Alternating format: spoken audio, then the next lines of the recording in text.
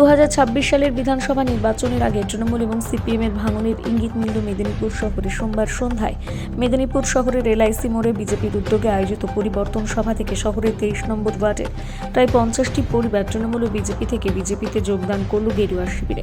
সভা মঞ্চে 50টি পরিবার হাতে দলীয় পতাকা তুলতে আনুষ্ঠানিকভাবে বিজেপিকে স্বাগত জানান প্রাক্তন রাজ্য সভাপতি দিলীপ ঘোষ। বিজেপির দাবি, দীর্ঘদিন ধরে তৃণমূলের এবং সিপিএমের নীতি এবং কাজকর্মে অসন্তুষ্ট হয়ে পরিবারগুলো দল ছেড়ে নরেন্দ্র মোদীর আদর্শ এবং উন্নয়নের ধারা এগিয়ে আনার জন্য বিজেপিতে যোগদান করে সামিল হয়েছে। 2026-এর নির্বাচনের আগে এভাবে একের পর এক পরিবার বিজেপিতে যোগ দেওয়ায় মেদিনীপুর শহরের রাজনৈতিক সমীকরণে নতুন বার্তা দিল এই যোগদান পর্ব বলেই মনে করছে রাজনৈতিক মহল।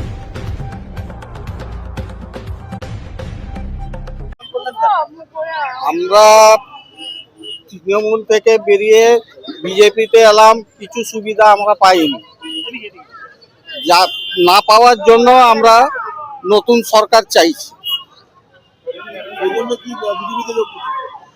বিজেপি সংগঠনায় আমরা দল করবো। আর আমরা 23 নম্বর ওয়ার্ড,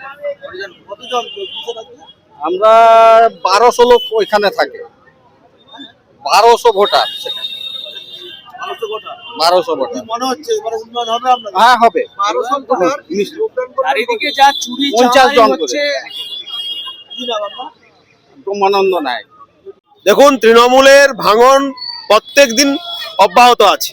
গতকাল আমরা দেখেছি 22 নম্বর ওয়ার্ডে ওখানে 40টি পরিবার বিজেপিতে যোগদান করেছিলেন। আজকে এসটি সমাজ, এসসি সমাজ থেকে প্রায় 50টি পরিবার মাননীয় দিলীপ দার উপস্থিতিতে, আমাদের মন্ডল সভাপতির উপস্থিতিতে আজকে যোগদান করলেন। তৃণমূলের নিচু স্তরের যারা আছেন তারা প্রত্যেক দিন তৃণমূলের কাছ থেকে সরে যাচ্ছে, তাই আজকে বিজেপিতে যোগদান করলেন 50টি পরিবার। তারা ম্যাক্সিমামটা হচ্ছে এসটি সমাজ, এসসি সমাজ, তাদেরকে বরাবর বঞ্চিত করছে তৃণমূল। তারা আজকে এসে বলছেন যে মোদিজির যে উন্নয়ন, মোদিজির যে কাজ, আদর্শ, তাকে সামনে রেখে তারা আজকে যোগদান করলেন বিজেপিতে।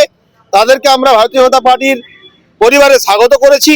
আগামী কাল থেকেই তারা বুথে বুথে বিজেপির ঝান্ডা নিয়ে কাজ করবেন। মোদিজির উন্নয়নকে সামনে রেখে, বিজেপির আদর্শকে সামনে রেখে আগামী কাল থেকেই এই 50টি পরিবার আমাদের মন্ডল সভাপতিদের নেতৃত্বে কাজ করবেন।